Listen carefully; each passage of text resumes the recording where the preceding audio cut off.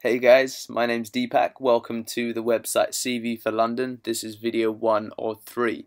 So if you're from outside of the UK and you're looking to get a job in London and for whatever reason you haven't got a job yet, then I would hope these videos will provide you with some advice on how to improve your CV. So first thing, let's get started, is naming your CV. Always follow this model. First name, last name, followed by the word CV. I'll give you some examples of how not to name your CV just to make it clearer. If you have a look here, we've got Catalin, Chikaportic, CV2F, CV 2012, and it continues as you can see. So don't use this format, follow this format. So let's open it up now. Next thing is, if we scroll down, you'll notice that this CV is 2 pages. Always follow that model. Never make it more than 2 pages, and you can have a 1-page CV as well, but never make it less than a page. So the rule is a minimum of 1 and a maximum of 2 pages. So that's the next thing you need to consider. The third thing you need to consider is when you save it, always save it as a doc file.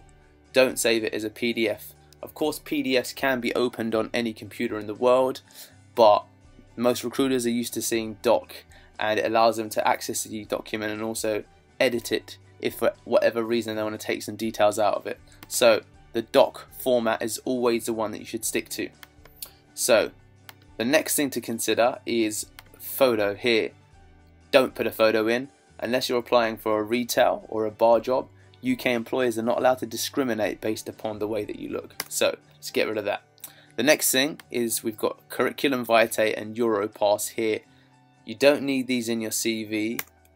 The reason for that is that we already know it's your CV because it says it right here at the top. The next thing you should do is this address here. It's not an ample use of space. What you'd really need to do is put all your personal details here right at the top, and then put your name in big letters either above it or underneath it. Let me give you an example of actually what I mean by that. So here we go. So as you can see here, we've got first name, last name, then it's followed by the address just underneath it. So it gets it out of the way right at the top. Next thing, date of birth, gender.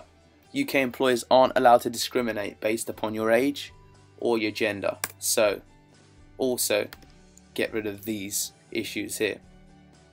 Next thing is, you can see that there's an international phone number here. You don't need to put in an international phone number because if you're already based in the UK, a UK recruiter or employer is not going to call your international phone number. And it also looks like you may be going back or forth from Spain in this case, or that you haven't quite settled in the UK because you're still using your Spanish number.